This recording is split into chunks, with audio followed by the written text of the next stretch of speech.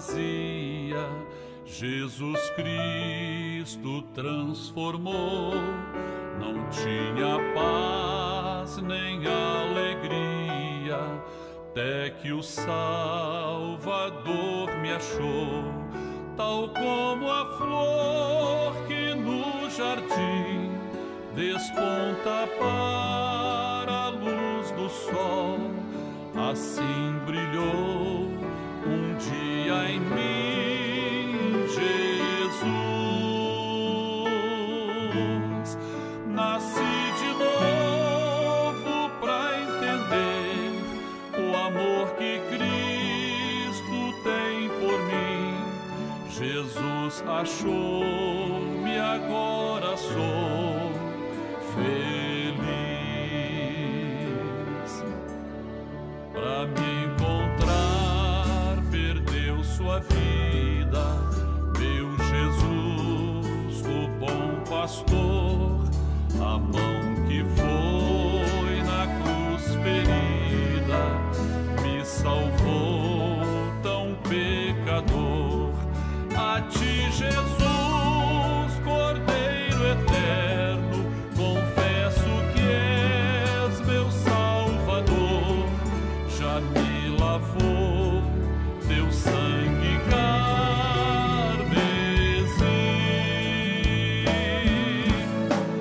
Tão frágil, tão pequeno sou, cuida de mim com teu amor, como uma flor pequena em teu jardim. Como uma flor pequena em teu jardim.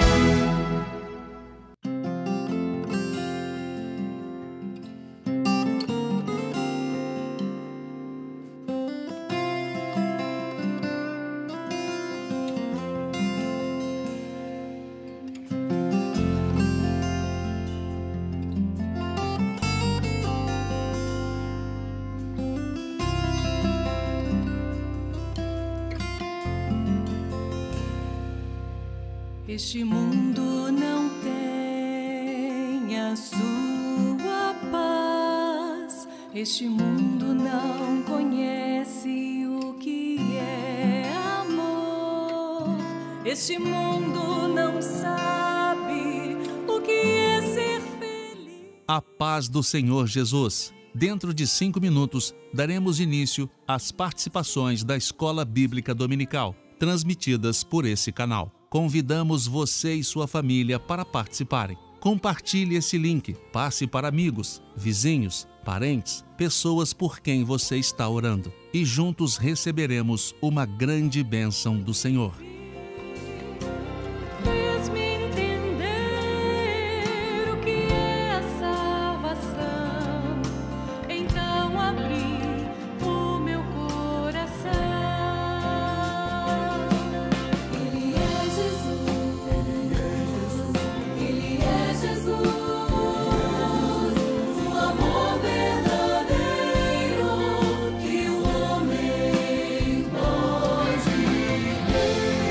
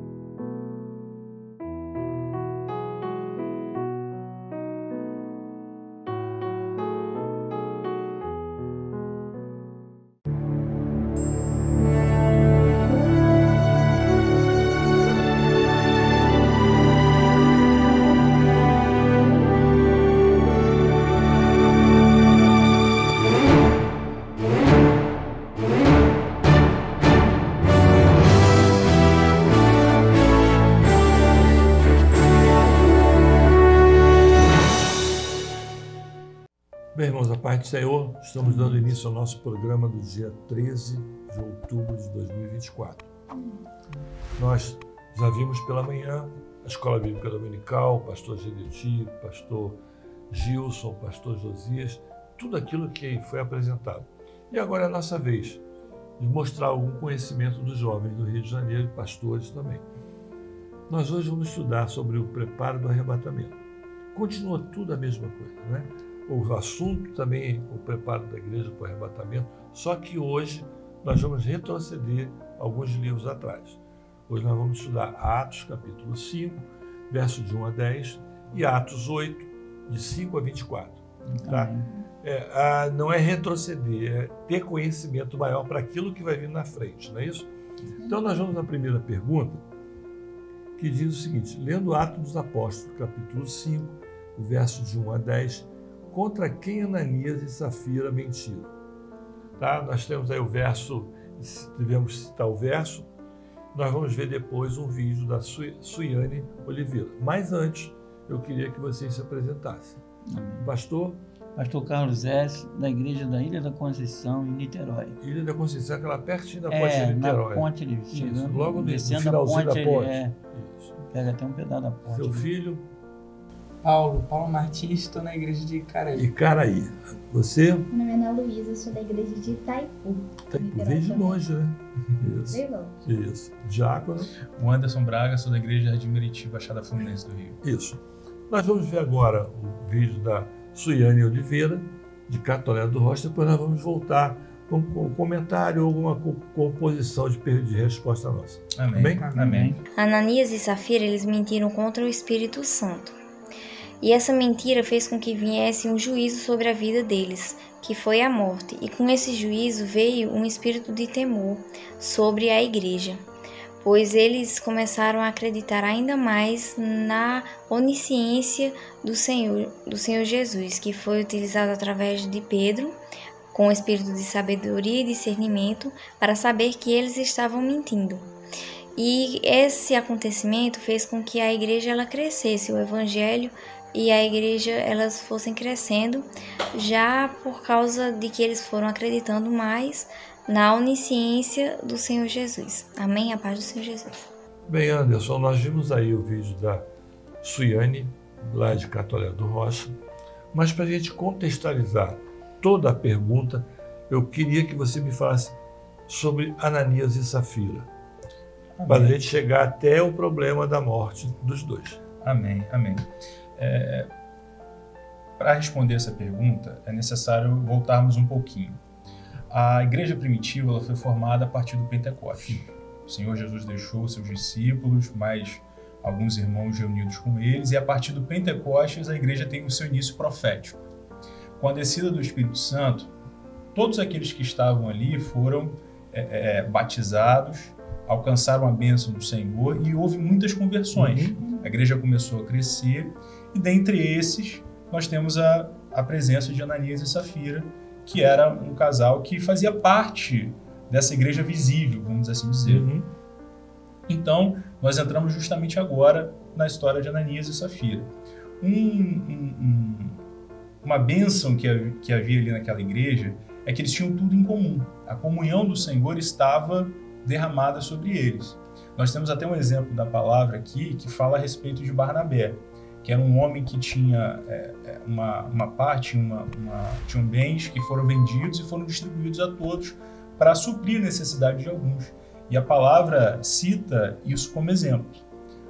Ananias e Safira viram isso e, como era um costume daquela igreja, aquela igreja que vivia em comunhão, eles também tiveram essa disposição. Porém, a palavra nos fala que eles, ao invés de levar todo o valor que haviam auferido, eles retiveram uma parte e achavam que os apóstolos não iriam descobrir essa ação que eles tiveram. E aí chegamos, então, na figura de Ananias e Safira, que nós vamos trabalhar agora. Então, eles venderam e levaram valor. Isso. Mas era o valor total que eles venderam? Não, eles tiveram uma parte. Aí que começa todo o nosso contexto. Tá bom. Exatamente. Então, vamos lá. Edson, Desculpe chamar de Edson, não Carlos, Não, tá? tranquilo. Vamos lá, vamos dar continuidade a isso. O que aconteceu? O que Ananias fez? Ele foi até o profeta, foi até o apóstolo, foi até Pedro e depois? Ele mentiu, né? Que ele tinha vendido aquilo por um valor, reteve parte daquele valor, mas ele mentiu. E aí veio o texto lá em Atos, capítulo 5, versículo 3, ele fala bem sobre isso, ó. Disse então Pedro: Ananias, por que encheu Satanás o teu coração para que mentisse ao Espírito Santo e retivesse parte do preço da herdade? O que ele fez? Ele reteve, ele mentiu. E aí nós podemos ver, porque ali, naquela igreja, como o irmão falou, naquele tempo ali, era uma prática vender as suas propriedades, eles vendiam suas propriedades, eles entregavam tudo ali que eles vendiam, para que todo aquele valor daqueles bens obtidos, eles entregavam aos apóstolos para que fossem distribuídos entre os necessitados. E eles não fizeram isso. Tá. Mas foi aquilo, foi o quê? Foi que o inimigo, porque como a igreja, como o irmão falou, já estava prosperando, né, como o Senhor estava operando ali, o Espírito Santo já estava operando, o inimigo vem e semeia, né, o espírito ali de mentira, para criar oposição, para criar uma contenda para que a igreja não crescesse. Mas aí a gente vê diferente. Então vamos, Ananias vai até Pedro. Olha, eu vendi a minha propriedade, o valor é esse. Isso. E na hora, como a menina falou, o Senhor usou o espírito de sabedoria e falou assim: não é isso, o discernimento não é esse, ele está mentindo. Sim. E o que aconteceu nessa hora? Paulo, tu sabe? Quando ele mente, o apóstolo, o que é? Ele morreu. Morreu, né? Morreu na hora. Porque ele estava usando uma mentira. Mas a palavra ainda fala sobre a esposa dele. Sim. Vamos lá, Aninha. Então, a esposa dele, ela não estava no momento, né? A palavra diz que ela chegou 3 horas depois. Então, a gente pode ver também que ela não estava no corpo. Porque diz que Ananias, ele estava, né, na igreja. Ele era crente, como diz a palavra, ele estava na igreja, né? Então, se ela não estava no local, ela estava a 3 horas de distância, ela não estava no corpo. Então, ela chega e Pedro pergunta para ela também, né, que diz aqui, porque é para que entre vós, perdão, irmãos, diz-me, verdades, portanto, esta herdade. Vendeste, portanto. Vendeste, porquanto, essa herdade, disse ela. Sim, portanto. Então ela falou que vendeu por aquela quantia, só que na verdade ela tinha só metade, ela tinha retido metade para ela, né? Tá. Que foi a mesma resposta que Ananias deu. Então nós para podemos Pedro. entender, eu não sei se o meu pensamento é o mesmo, que os dois já tinham combinado a resposta. Sim, a própria palavra diz isso, Sim. né? Aqui Pedro diz assim: porque é que entre vós vos concertastes para tentar o Espírito do Senhor. Houve um consenso deles dois para mentir. Né? Só que é o que a Ana falou, ela estava a 3 horas de distância com o mesmo pensamento, e quando Pedro pergunta a mesma coisa, qual o valor? Foi esse. A mesma resposta. E o que aconteceu com ela? Houve um juízo também, tal como seu marido, né? É interessante, pastor, fazer também uma ressalva que a palavra deixa isso registrado, que o importante não era o valor. A questão aqui era que eles cometeram um pecado, né? Porque a palavra diz assim: guardando-a, Pedro diz, né? Guardando-a para ti, guardando-a não ficava para ti. Ou seja, o interesse ali dos apóstolos, o interesse do Senhor, não era em relação ao valor. Era que houvesse a comunhão entre os irmãos. A obediência àquilo que estava sendo proposto pelo Espírito Santo. Mas, quando eles retiveram esse valor, eles cometem um pecado. Sim. E o salário do pecado, como diz a palavra, é a morte. Mas o dom gratuito de Deus é a vida eterna. Ou seja, quando o homem ele permite que essa brecha esteja aberta na sua vida e que haja oposição, como o pastor colocou, né? Que o inimigo usa para fazer essa oposição e para lançar um tropeço, quando o homem tem essa brecha na sua vida, o pecado entra e aí ocorre o juízo, como ocorreu com Ananias e Safira. Não tem a vigilância. Isso. É importante ressaltar também, desculpa, pastor, que a mesma forma que eles mentiram foi contra o Espírito Santo, como a irmã falou no vídeo. Então, assim, o pecado contra o Espírito Santo, ele não tem um perdão. Então, ele leva à morte, né? Porque ele não tem a tão grande misericórdia do Senhor. Então, eles pecaram, eles mentiram contra o Espírito Santo e isso levou à morte deles, né? E vamos lá. No contexto natural, morreram os dois na frente de Pedro. A igreja ali poderia começar a cair um pouquinho, as conversões. Mas o que aconteceu? Foi justamente o contrário, né? Houve um espírito de temor que caiu sobre todos e a igreja cresceu. A igreja cresce mediante a fé, não é? Isso. Eles tinham que ter tido a fé de entregar, a obediência, tudo aquilo. Que foi uma coisa... E fala, né? As armas do inferno não prevalecerão. Não. E nós vemos o seguinte, ali também, quando entra o espírito de temor, porque eles ali testificaram e viram aquilo acontecer, que a mentira ali, a falta de fidelidade causou a morte. Por quê? Por conta da onisciência, onipotência e onipresença do Senhor. O Senhor é aquele. Nós podemos mentir um para os outros, podemos nos enganar, mas ao Senhor e ao Espírito ninguém engana, não tem como enganar. E foi o que aconteceu. Eles acharam que estavam, vamos enganar Pedro. Até Pedro, podia até enganar Pedro, mas o Espírito não tem acordo. Não tem acordo. Mais alguma coisa?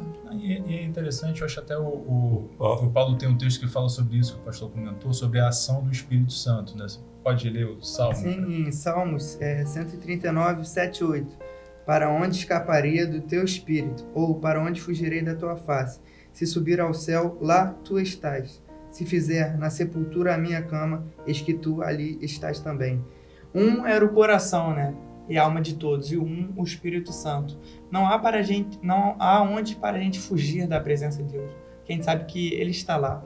E também a gente pode refletir nessa palavra para a gente ter um temor, não um temor de medo, mas sim um temor um temor santo, para a gente assim nos levar a viver com verdade assim com o Senhor.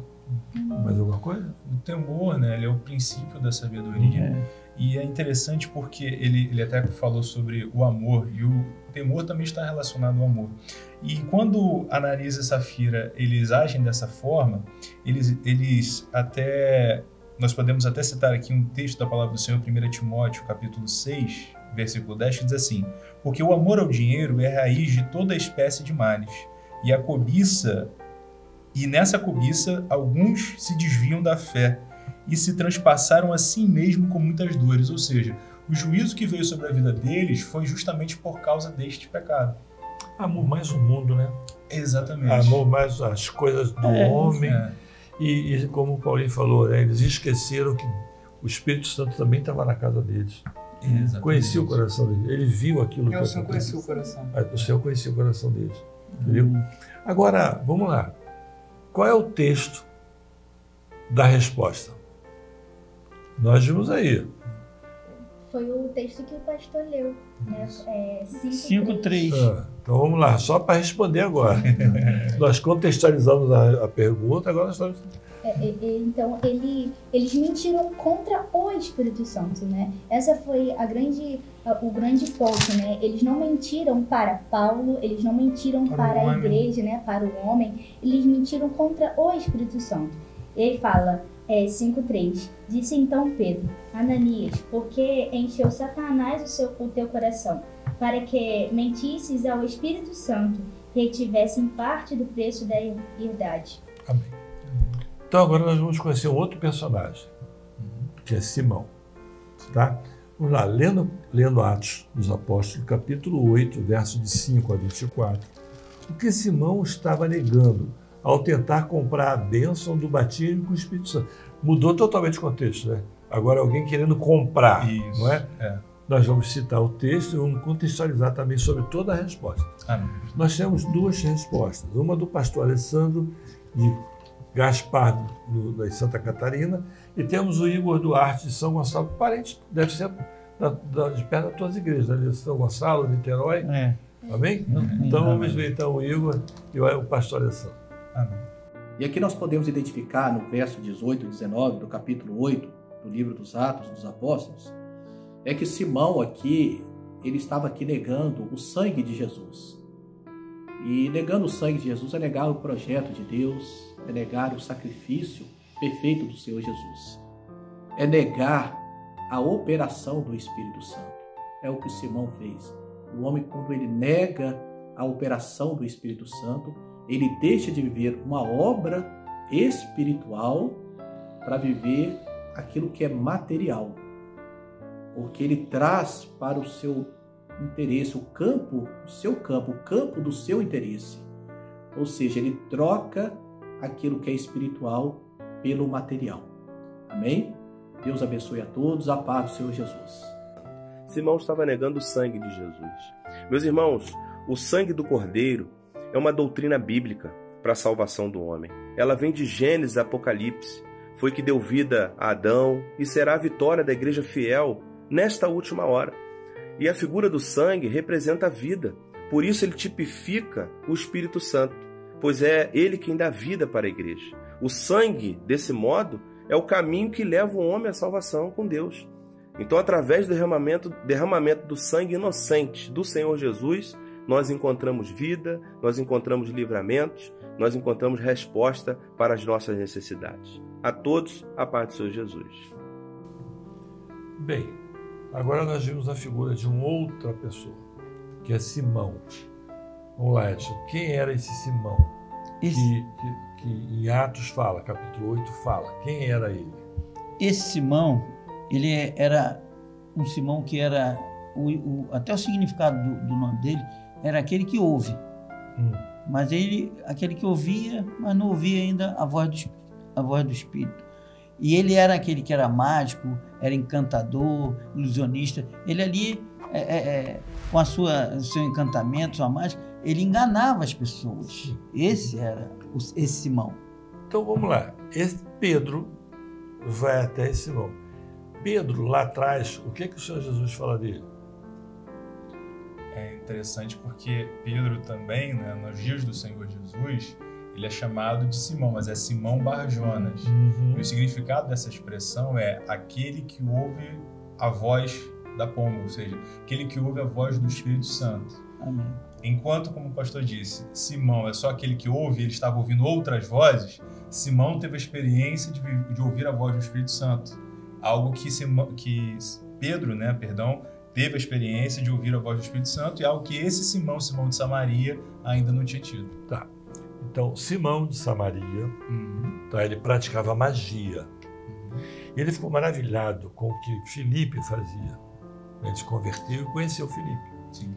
E quando todas as coisas que Filipe fazia, ele fazia em nome de quem? Fazia em nome do Senhor Jesus, em nome de Deus. Isso. Não é? Ninguém cura sem ser em nome do Senhor Jesus ou de Deus. Ele se converteu ao cristianismo, viveu junto. E agora ele vê na frente dele Pedro e João. E ele vê o batismo com o Espírito Santo. E o que ele faz agora? Qual é a posição dele? Ele nega. Ele quer comprar. Mas comprando ali, ele ia estar negando esse sacrifício. Porque esse sacrifício não tinha como ser comprado com dinheiro.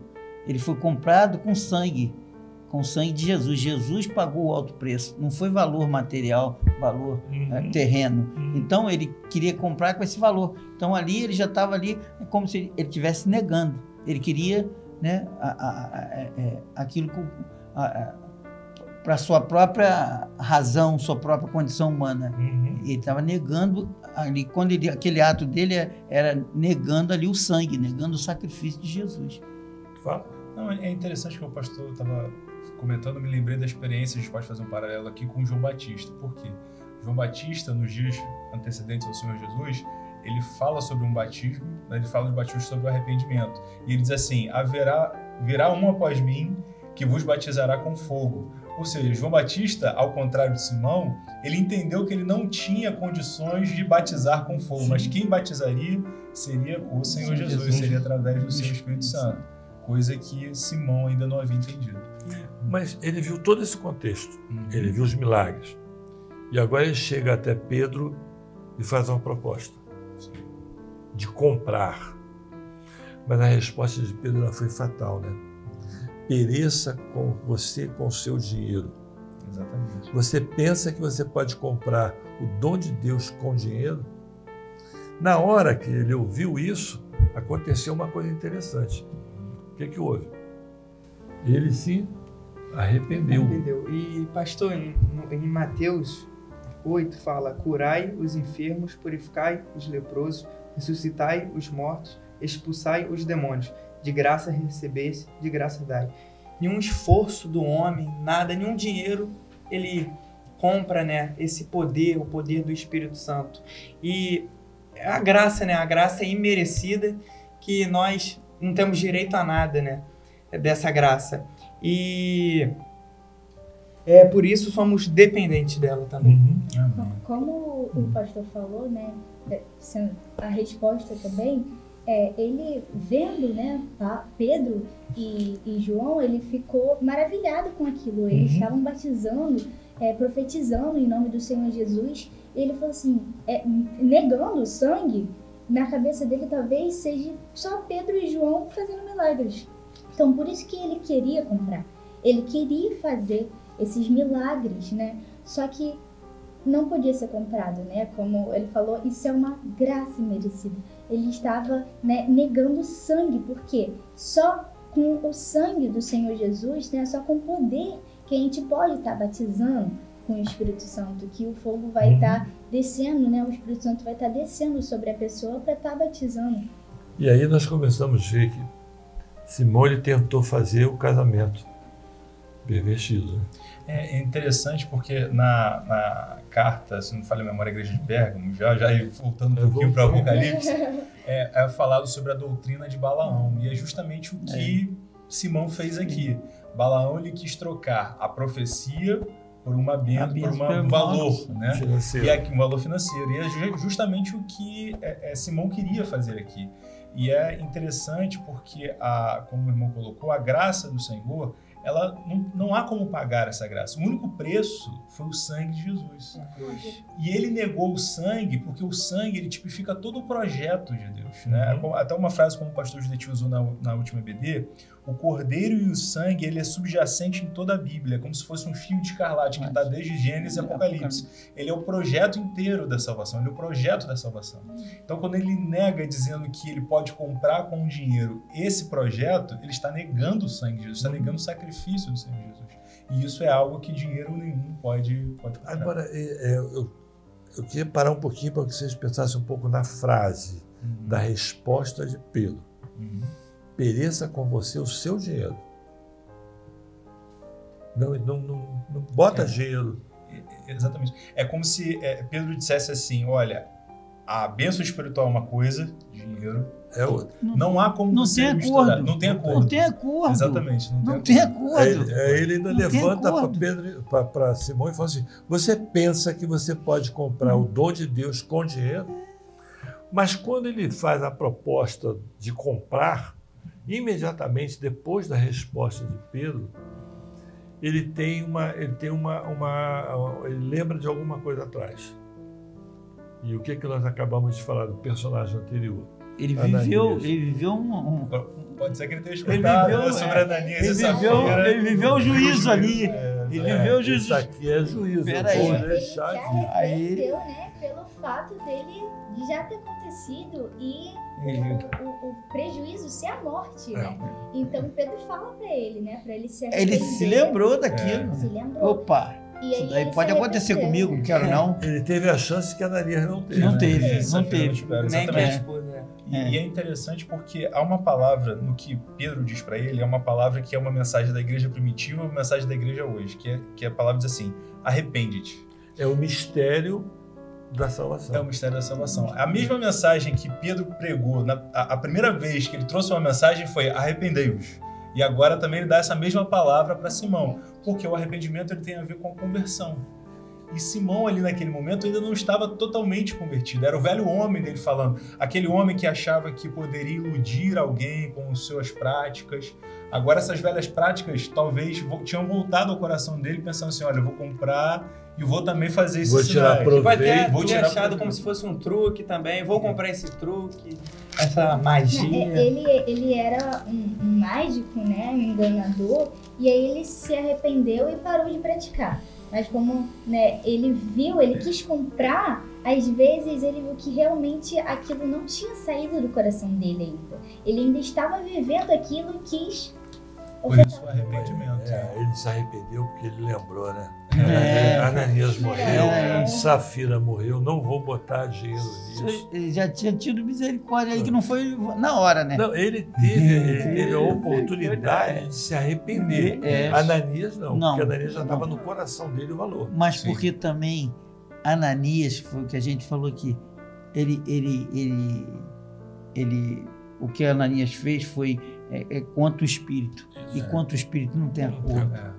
E aqui, pastor, lá em Mateus, capítulo 10, versículo 8, fala assim: curai os enfermos, limpai os leprosos, ressuscitai os mortos, expulsai os demônios, de graça recebeste, de graças dai. O Paulinho acabou de dizer isso. É o texto que ele falou. Foi o que ele falou. Não tem que cobrar, já foi pago. Não tem preço, já foi. E é uma coisa, o batismo com o Espírito Santo ele é muito além. É uma coisa extraordinária. É uma verdade absoluta. Isso. Porque quem é batizado, digamos assim, nas águas, é bom até fazer uma referência, pastor, porque nós estamos estudando a história da igreja, né? E houve um momento da história da igreja que o batismo nas águas foi dizer assim, olha, você batizou nas águas, você está salvo. E não é isso que a palavra nos diz. A palavra nos ensina que é o batismo com o Espírito Santo, que é como um selo do arrebatamento. Tanto é que João Batista fala isso, né? Exatamente. Eu batizo nas águas e virá um outro que vai batizar com fogo, com o Espírito. Que é o Espírito Santo. Exatamente. Então é o batismo com o Espírito Santo que prepara o homem para o arrebatamento. É essa que é a nossa garantia de que seremos salvos, porque o lema desse ano é: quem tem ouvidos, ouça o que o Espírito diz às igrejas. Para ouvir a voz do Espírito Santo, nós precisamos ser batizados. O ponto é que a gente tem que ser batizado com o Espírito Santo todos os dias, né? Porque eu posso... Mas aí não é ser batizado todos os dias, é viver a experiência do batismo. Exatamente, né? É porque ontem eu posso ter sido batizado, mas não estar vivendo, não estar atenta, não perceber e acabar ficando. Mas eu sendo batizada e vivendo aquilo que um dia aconteceu comigo, a minha experiência, mas é aquilo que a gente falou nos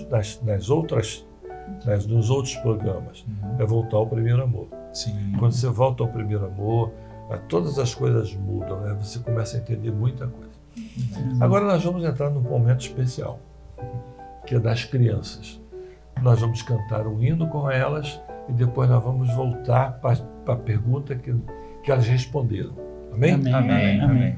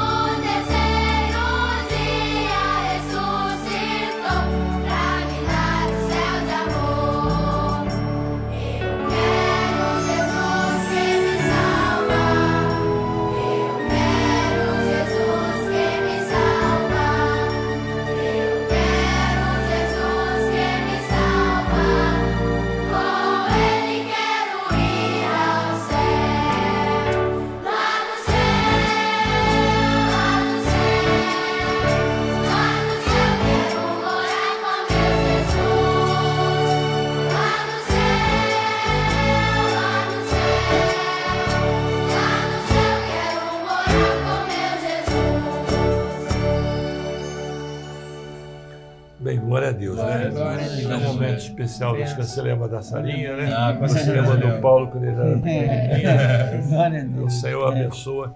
E tem uma palavra que um pastor sempre prega, é a seguinte: todas as vezes que o grupo de crianças canta dentro da igreja, há uma operação de maravilhas dentro da igreja. Com certeza. Então, devemos sempre Amém. incentivar. Amém.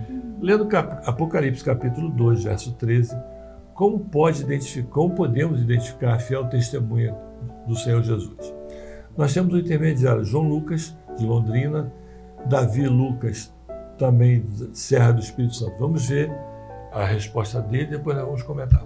João Lucas, lendo Apocalipse, capítulo 2, verso 13. Como podemos identificar a fiel testemunha do Senhor Jesus? A fiel testemunha é aquela que retém o nome de Jesus e não nega sua fé em Jesus até a morte. A paz do Senhor Jesus, irmãos. Lendo Apocalipse, capítulo 2, verso 13, como podemos identificar a fiel testemunha do Senhor Jesus?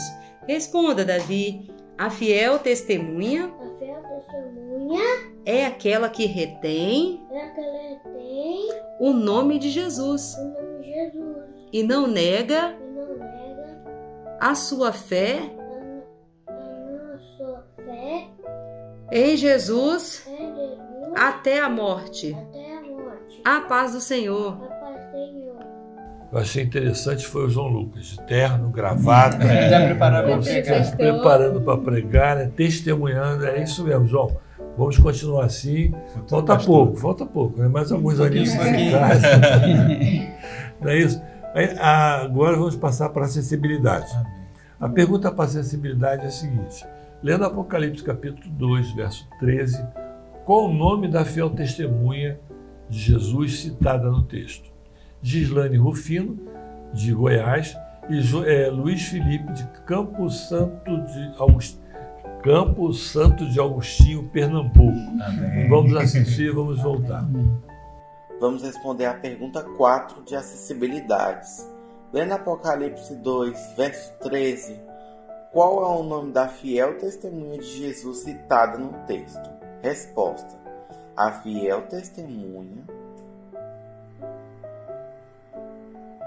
de Jesus se chama Antipas.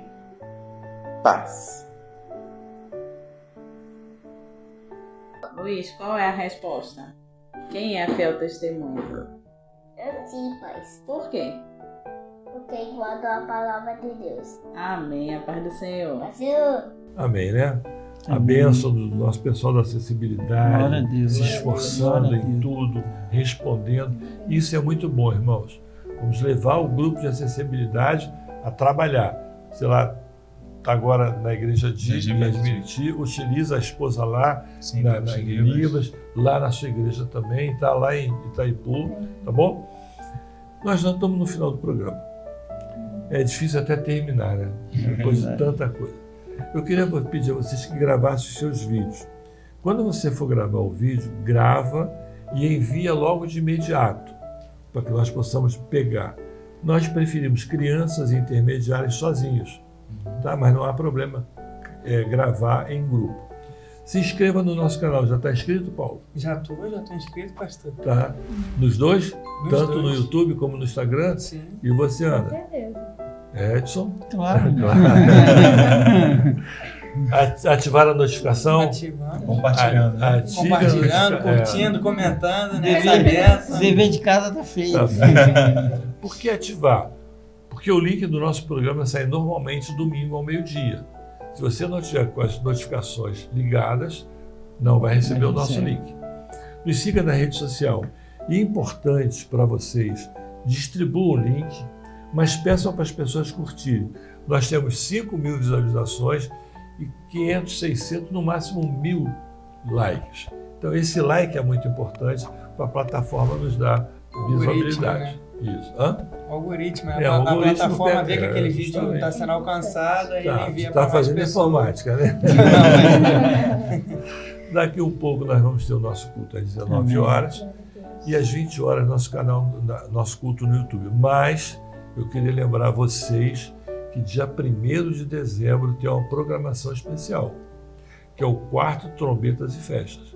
Vamos preparar os convites, orar pelas pessoas que nós vamos convidar para trazermos no dia 1º, tá? E você de casa, curta, comente e compartilhe. Amém? A paz do Senhor Jesus, domingo estaremos de volta. Amém. Paz do Senhor.